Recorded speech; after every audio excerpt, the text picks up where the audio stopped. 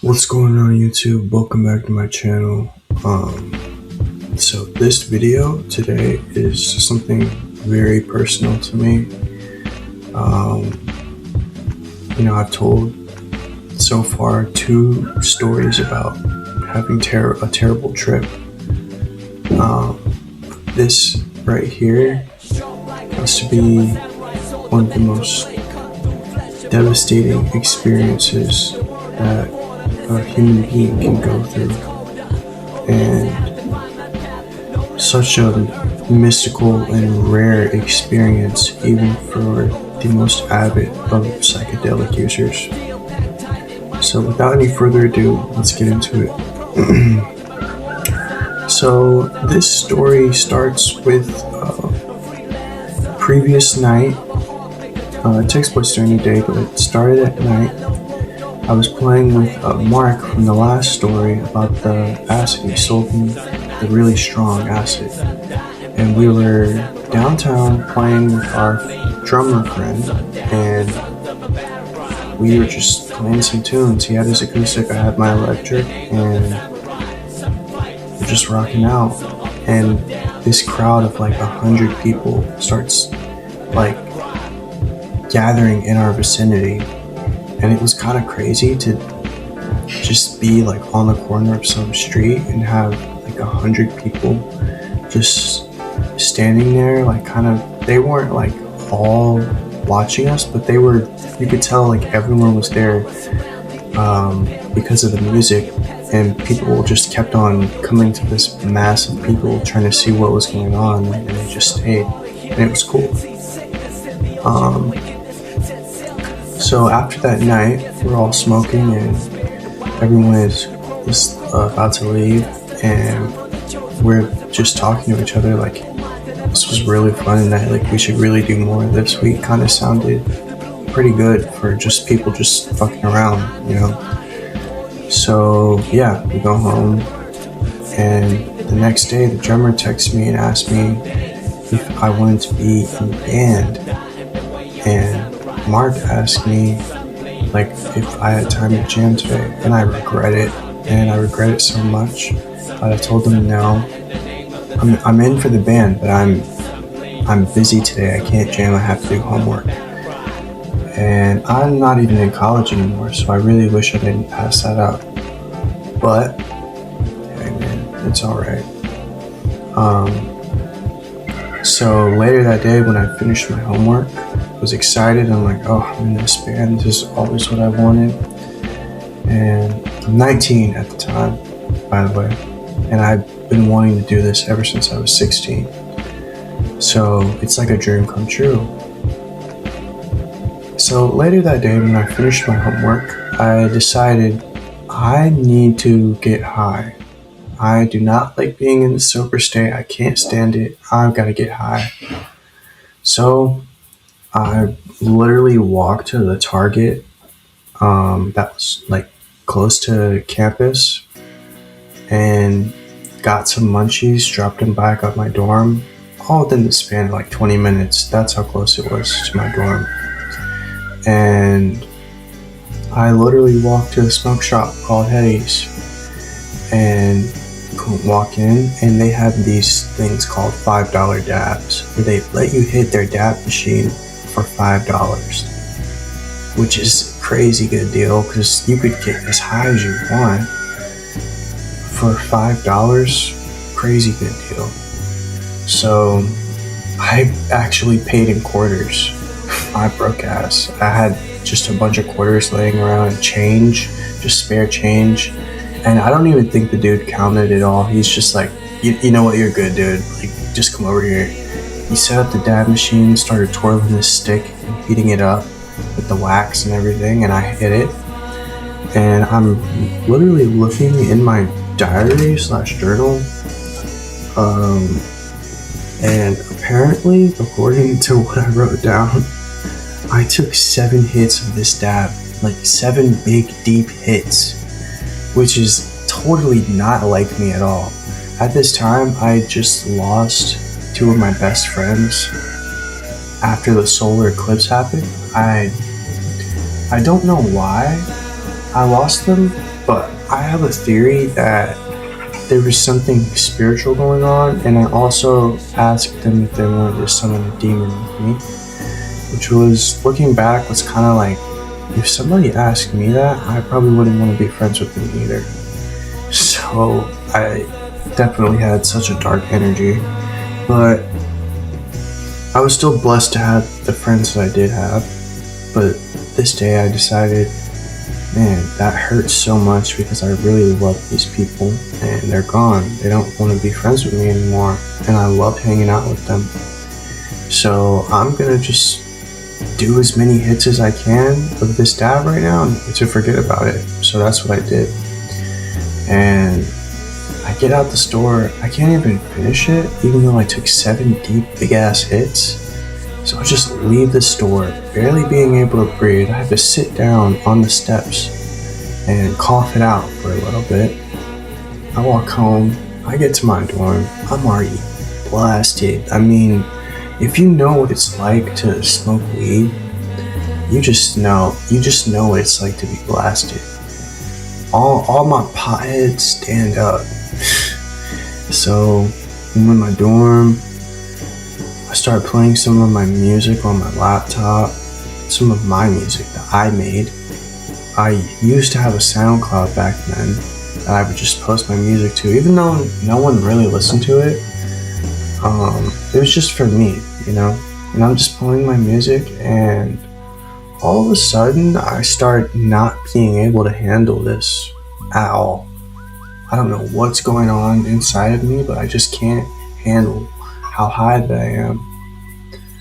And I start looking at my hands, and if you observe your hands closely, you could see there's like blue veins. I've looked at my palms, and on the lower part of my thumb, where my thumb and my palm meet, that like little section, I thought I had tumors in my hands. Like, dude, I thought I had hand cancer. Just some stupid shit. And I saw in my hands that there was this kind of enchanted look to them. And it's still there. And everyone has this. But just the amount of detail in the palms and in the thumb meat is just incredible. And it looks like there's an enchant, like on Minecraft, you have enchantments on your tools and weapons and stuff. It looks like that, but just a more succinct version of that. But yeah, I just started freaking out looking at my hands, and this wasn't like an acid or the shroom trip where it's just horrible fear coursing through me. It's just like, this is a really overwhelming high right now, and I just need to wait this out. So that's what I did. I just laid back in my bed, listened to the music, just gotta wait it out. And then all of a sudden, in my chest, I feel like I'm being thrown. Not just being thrown across a room or something, like being thrown at immense speeds. And I like to call this feeling, because I've experienced it numerous times at this point, a Titan flurry. Like being thrown by a Titan from Attack on Titan. Or just a big giant picking you up and throwing you across a field or something at intensely high speeds. Compared to like being on a roller coaster. So I'm just on this roller coaster in my chest. I'm not moving. I'm laying still in my bed, but it feels like I'm being thrown on a roller coaster. And I have no idea what's going on. I can't like get up too fast because that'll shake me up. I can't like, I don't know. But the next thing I did was extremely horrifying. Now to preface this, I got into meditation after I don't know exactly how. I think it was, no, I know how. I know where it comes from. So, Jimi Hendrix Nirvana, Pink Floyd, like they're all known for doing psychedelics, right? And that's who I looked up to. And especially Nirvana and Jimi Hendrix, because they both are in the 27 Club. And at this time, really dark topics, I was just drawn to stuff like that, such as summoning demons and just dark shit. So obviously 27 Club piqued my interest, and it made me like their music even more.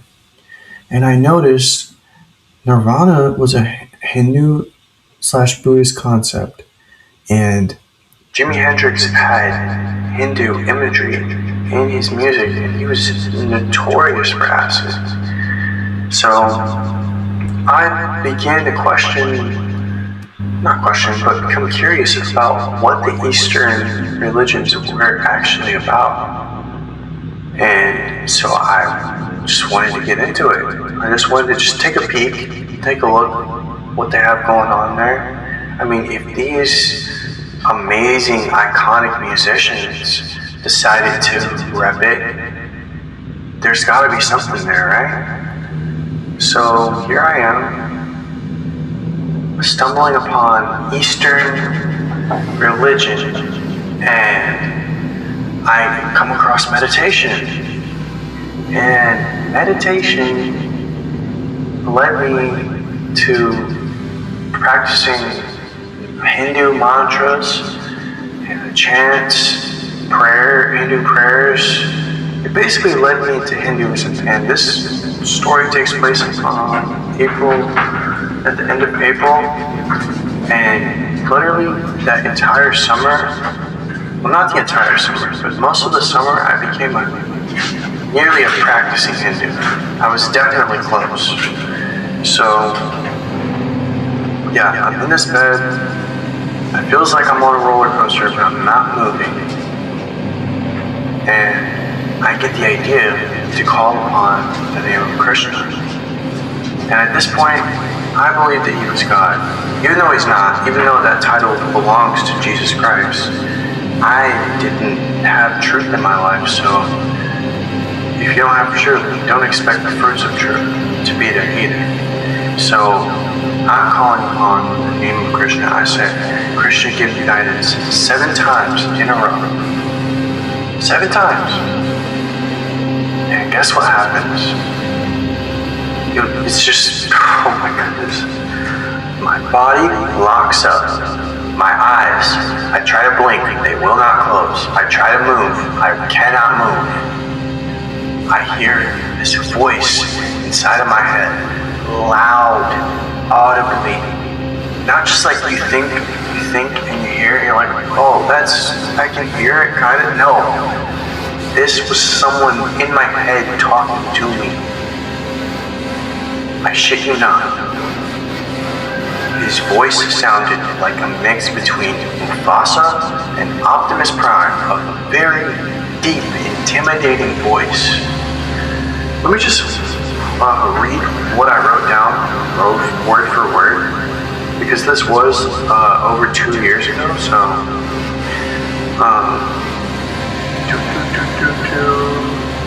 alright. He asked if I was ready for his guidance. I felt my body paralyzed. I tried to close my eyes, but they were stuck open while he spoke to me. He told me if I accept his guidance, that I would become the greatest musician that ever lived. He asked, do you accept my guidance? I tried to think the word yes, telepathically to communicate with him, but it was hard. Harder than any thought I've ever had to push through. I felt my chest tighten and my lungs close. My eyes were stuck open and felt like they were bleeding. I mustered up enough strength to barely mumble in my head. This is when I couldn't keep my eyes open anymore and they shut closed. I felt all my tensed up muscles relax as I heard his voice again.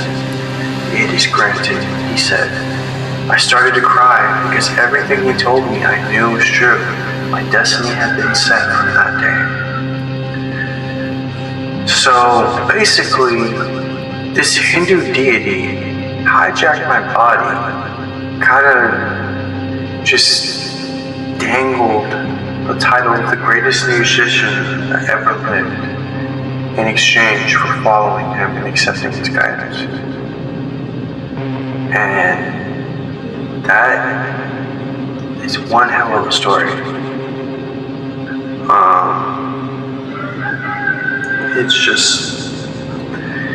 It's really hard for me to talk about this because, like, how do you live a normal life after that? How do you go back to just being a normal kid after having an interdimensional being inside of you, inside of your head, taking control of your body?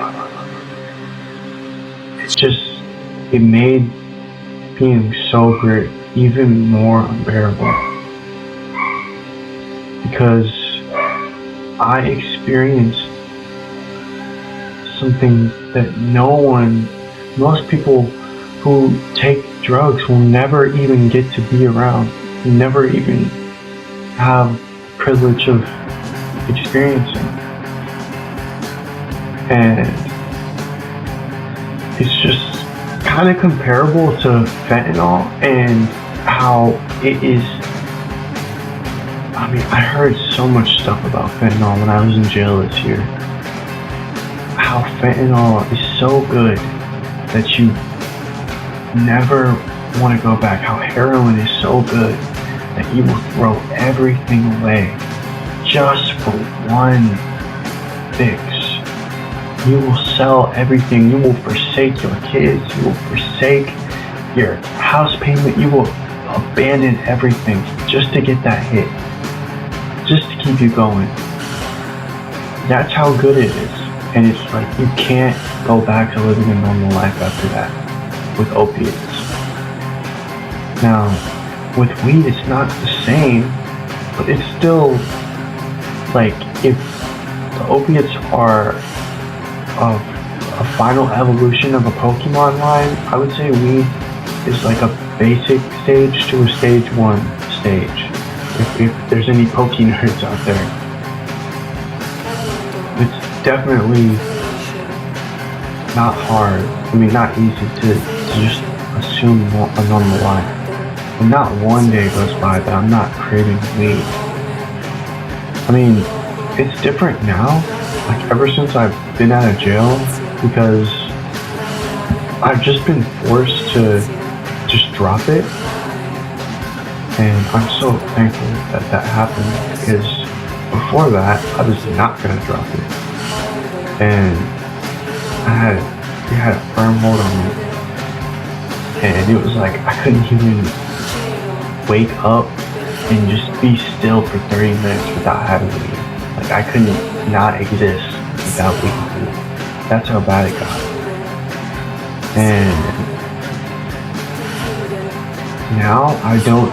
Like, I wish I had weed, but one, it just gets me way too high where it's like, this is a psychedelic. I don't want to trip right now, I just want to be high. And it just doesn't happen.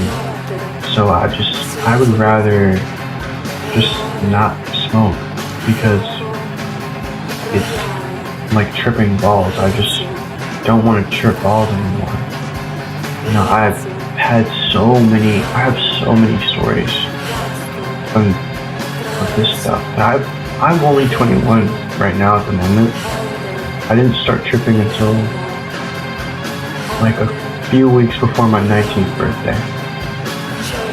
I didn't take acid until I was 19.